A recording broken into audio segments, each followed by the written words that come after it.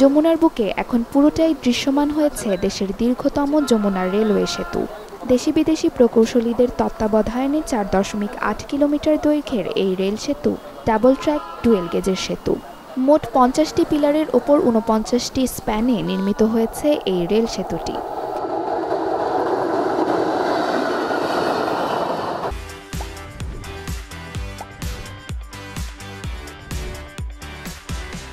ইতোমধ্যে সেতুর পূর্ব পাড় থেকে একটি এবং পশ্চিম পাড় থেকে আরও একটি ট্রেন পাশাপাশি সর্বোচ্চ গতিতে সফলভাবে পরীক্ষামূলকভাবে চালানো হয়েছে। এ সময় বিভিন্ন খুঁটিনাটি পরীক্ষা নিরীক্ষা শেষ করেন প্রকৌশলীরা। আর এই রেল সেতু চালুর মধ্য দিয়ে সিরাজগঞ্জ তথা উত্তরাঞ্চলের রেল যোগাযোগের নবদিগন্তের সূচনা হবে। যাত্রী পারাপারের পাশাপাশি কৃষিজাত পণ্য সহ অন্যান্য পণ্য পরিবহনও সহজ হবে। এটা যদি চালু হয়ে যায় তাহলে আমাদের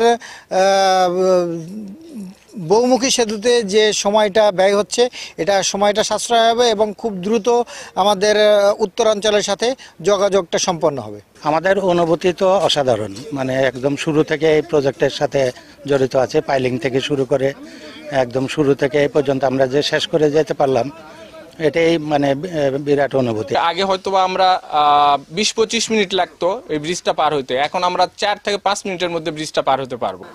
সবকিছু ঠিক থাকলে ফেব্রুয়ারি মাসের মাঝামাঝিতে রেল সেতুটি বাণিজ্যিকভাবে ট্রেন চলাচলের জন্য খুলে দেয়া হবে বলে জানান প্রকল্প পরিচালক।